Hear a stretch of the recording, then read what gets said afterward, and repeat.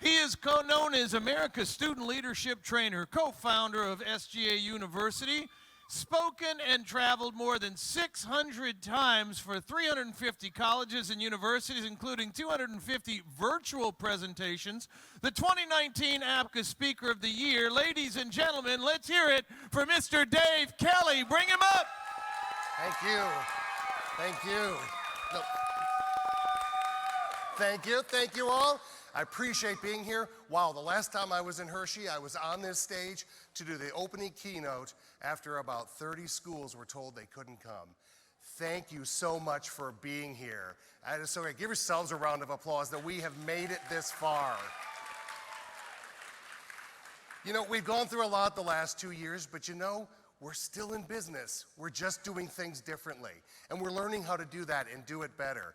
And it makes me think about my leadership journey and how I got even started on the track to be here with you all today.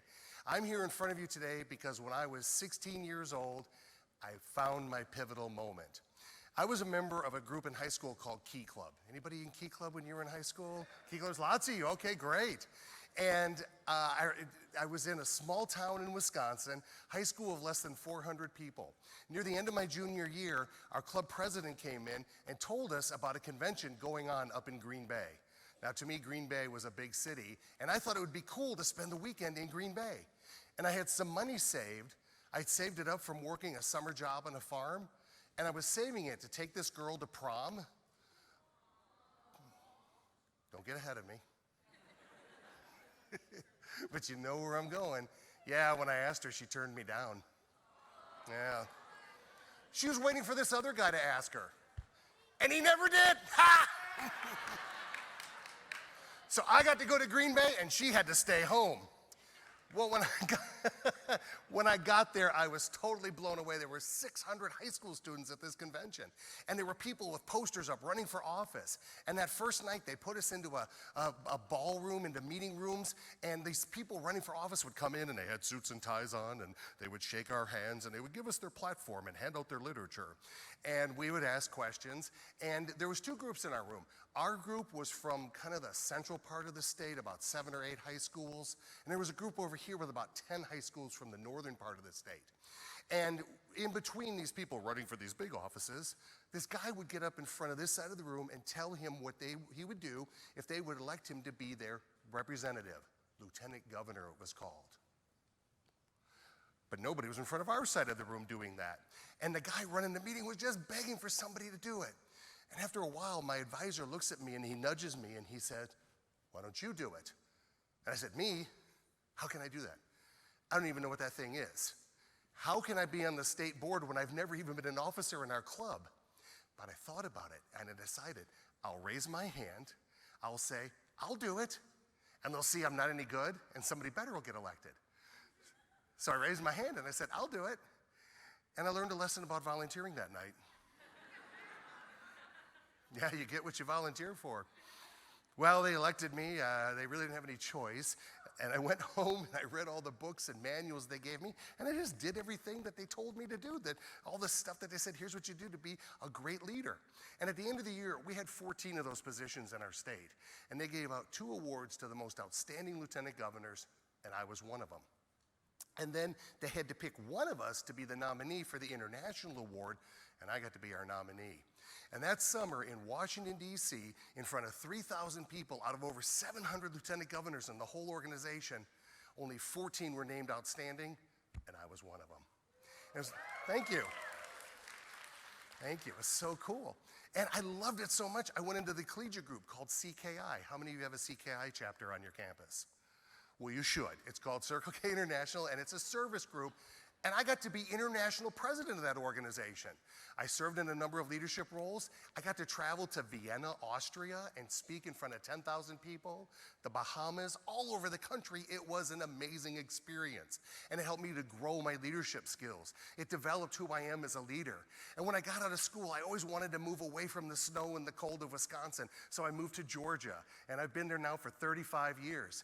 And I joined Kiwanis, which is the parent organization of the other two. and I became an estate advisor for CKI. And I was at a Kiwanis training conference at a small high school in the middle of the state on October 27th, 1990, 500 Kiwanis members there. And after the big opening session, I didn't have a meeting or anything I had to go to, so I was hanging out with the students because I love students. And this woman came up, and we had seen her earlier. She was in the very back of the room, and her club won an award, and she jumped up and down, and she was very excited about it. And so then the crazy woman came up, and she started talking to one of our students who she'd met a week earlier. And after a few minutes, he turned to me, and he said, "Dave, I'd like you to meet Dia. Dia, meet Dave." And in that moment, I met my wife. Glad I didn't go to prom. All of it because when I was 16, I raised my hand and I said, "I'll do it." The pivotal moment in your life may not have happened. It might happen this weekend. I don't know what direction my life was going before that night, but it changed. And it's been all about leadership ever since. And that's what I love to do, is come to campuses and talk to students. Because to me, leadership is all about confidence. This is what employers are looking for in a future employee. This is what we're looking for in someone to spend our lives with. This is what we look for in our friends, is confidence. And leadership can build that confidence. You may be a kitten, but you see yourself as a lion. That's confidence as a leader. And the programs that I teach will teach you how to go through life and not have any regrets, No regrets. Try things, do things, raise your hand and say, "I'll do it." You already did, or you wouldn't be here. So keep doing it and don't have any regrets along the way, and you'll be amazed where you can go. And I have programs that'll cover all kinds of different aspects of leadership on your campus. In this program, we talk about membership retention. One of the things to do when you're recruiting for members, be honest and upfront about what your organization is. We focus on the sizzle, the image. We got to think about the substance. Let me show you an example. Anybody tell me what's wrong with this picture? No diversity, yes, but look closer. No t-shirts, that's right. They're selling t-shirts. These are very pretty people, but shouldn't somebody be wearing a t-shirt? Yeah, in fact, the dude on the end with the weird smile, I think he's naked. So that is not good. They used that catalog for about 10 years. Now this guy, look at him. He is one of the best doctors in New York. And doesn't he look the part? He's got the lab coat, the scrubs, the chart. His name is on it. That's a good looking doctor. Just one problem. What's his specialty? Yeah, hair transplantation, and he's bald. I'm not going to a bald hair transplant doctor. I've got more hair than he does. So we've got to focus on the substance and tell people what we really are. I work with student governments and clubs and organizations teaching parliamentary procedure, how to run meetings, how to be effective, how to make motions and get things done. You'll know how to call a meeting to order. You could take a gavel. You could ring a bell. You know all about clappers. You could smack a freshman. Anything that you want to do to start that meeting, I'll teach you how to do it. And I want you to be a positive force for change in the world, making changes on campus, in the community, in your world. And you know how we do it? By working with each other, by engaging in civil discourse, by talking about things and sharing ideas. And here's a little secret that you may or may not realize. Disagreement's okay. What? Yeah. That's why we have parliamentary procedure. So it gives us the rules. You can do this. You can get so much done on your campus.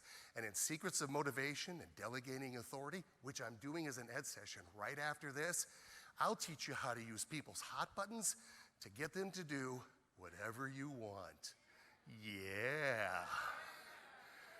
Not evil. Don't be evil. Because then you're going to get into conflict and drama, and it hurts, and we don't like it, and I'll show you how to deal with that. I'm doing this session on Saturday, so come check these out. And in my time management program, I talk about using time effectively. We have 24 hours in a day. That translates into 1,440 minutes, 86,400 seconds. Doesn't 86,400 of anything sound like a lot? Yeah, but is it enough? No. What about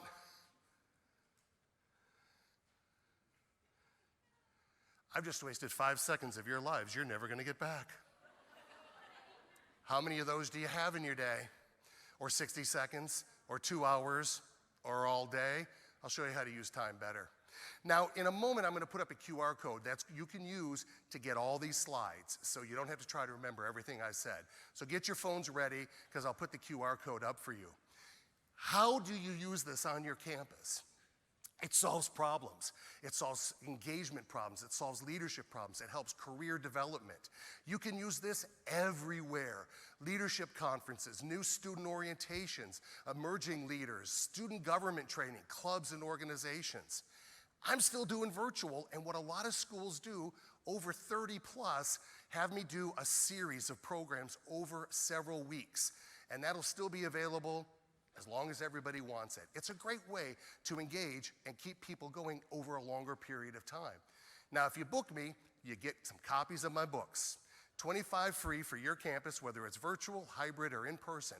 And the first 20 people to my booth at the 8:30 trade show tonight, exhibit hall tonight, you get a free book. Who loves the free books? Yes. Here's the QR code. So if you want that, so you can say, Dave, I want to keep those slides, go ahead, grab that QR code.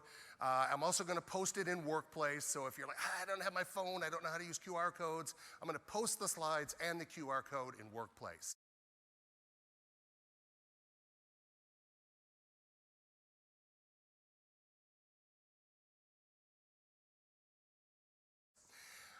Here's what I love about leadership. It allows us to grow, to find out who we are, and that we can pursue our passions and do what we love the most. And right now, in this moment, being on the stage with you, that's my passion. And I love it, and I love all of you for being here. And I believe we can change the world by serving one life at a time.